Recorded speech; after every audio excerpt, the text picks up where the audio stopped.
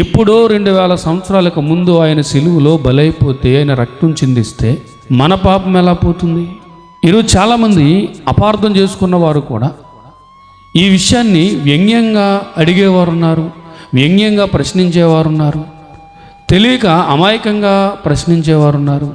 మనం కూడా ఇదిగో మీ పాపాల నిమిత్తం ఆయన బలైపోయాడు అని చెబుతూ ఉంటాం కదా. ఇదేంటి? ఎప్పుడో 2000 సంవత్సరాలకు ముందు ఒక ఆయన బలైపోతే, ఆయన రక్తం చిందిస్తే మన పాపం ఎలా పరిహరించబడింది? మరికొంతమంది అంటున్నారు, ఏమండి మనం చేతులు కంటించుకున్న బురద ఇది ఆయన రక్తంతో కడిగేసుకుంటానికి? పోనీ ఆయన రక్తం మనల్ని కడిగింది అని అనుకుంటే తలో లీటర్ రక్తం ఏమైనా అందరికీ అందించాడా? మీ పాపం ఎలా కడగబడింది, మీరు ఎలా పరిశుద్ధులయ్యారు అని ప్రశ్నిస్తున్నారు.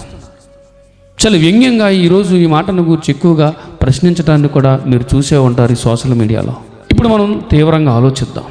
ఎప్పుడో 2000 సంవత్సరాలకు ముందు చనిపోయిన ఆయన, రక్తం చిందించిన ఆయన రక్తం మన పాపాన్ని ఎలా పరిష్కరిస్తుంది?